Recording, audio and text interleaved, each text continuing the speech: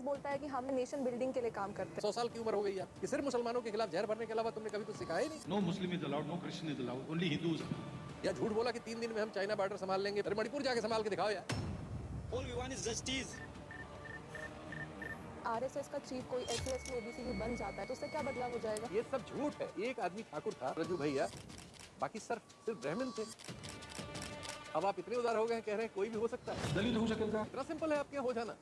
EWS आरक्षण आया 19 में और सारी कोर्ट्स की बाधाओं को पार करके 22 से इम्प्लीमेंट हुई। उसमें धांधली और हो रही है कि तमाम हैसियत वाले अपना फर्जी गरीबी का सर्टिफिकेट बनवा के वो नौकरियां कोटे में ले ले रहे हैं। करीब 20 ब्यूरोक्रेट्स पर यूपीएससी एग्जाम पास होने के लिए फर्जी ईडब्ल्यूएस सर्टिफिकेट लगाने के आरोप लगे। ये जो आरएसएस से अपॉइंटमेंट्स होकर आ रही है, क्या ये बहुत ही मेरिटोरियस लोग हैं? तमाम इसमें फ्रॉडस्टर्स डेवलप होंगे। मुख्यमंत्रियों में होड़ लग रही है कि अकलियत के खिलाफ कौन कितना ज्यादा जहर उगल सकता है।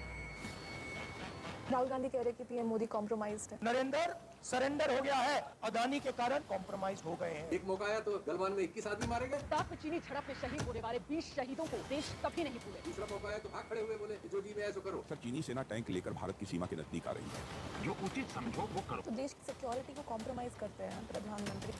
वे भाग जाते हैं। मनमोहन सिंह को खारिज करना बहुत आसान है। बाथरूम में रेनकोट पहन करके नहाना, ये कला तो डॉक्टर साहब ही जानते हैं। खुद कहा हो भाई, ये लीडरशिप चीन से आंख मिला लेगी। हमारे समाज का सवर्ण हिस्सा जो है, इसी समाज के पिछड़े और दलितों से लड़ाई लड़ रहा है।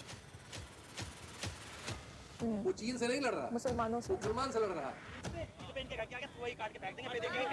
भले प्रधानमंत्री अपने को पिछड़ा घोषित करते रहे, उनको इतना सबसे बड़ा ओबीसी नजर नहीं आता है। एक्चुअल कब्जा उनका है। जुडिशरी में वही है, मीडिया 100% वही है। शुभांकर मिश्रा कह रहे थे कि इंडिया में जनरल कास्ट होकर पैदा होना ऐसा है जैसे हिटलर के जमाने में यहूदी होकर पैदा होना। यहाँ पैदा होना भारत में जनरल कास्ट होकर ऐसा ही है जैसा हिटलर के दौर में ज्यूस होकर पैदा। मुझे तो अचरज होता है, तो फिर पढ़े लिखे क्यों यार? तुम घर वर वाले में ही रहो।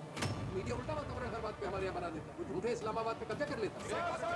पाकिस्तान घुस गई भारतीय सेना। जिसमें भारत की सेना ने पैर तक नहीं उठाया था, लेकिन वो इस्लामाबाद पहुंच गया, कब्जा भी कर लिया उसने टीवी पे और नारे लगा दिए, वाह ये अब पराक्रम का वो प्रदर्शन है जिसकी दाव खेल नहीं पाएगा पाकिस्तान। एब्स्टीन पे दुनिया रो रही है। भारत में तो जाने कितने समय से एब्स्टीन चल रहा है। छोटी बच्चियां वो जो नाचने के लिए मजबूर की जाती हैं, कौन कौन लोग किस तरह से उनके साथ पेश आते हैं। और बालिका सुरक्षा गृह, वो तो एब्स्टीन फाइल वही खुली हुई थी। इस देश की बच्चियों के साथ क्या हो रहा है? कितने बच्चे गायब हो रहे हैं।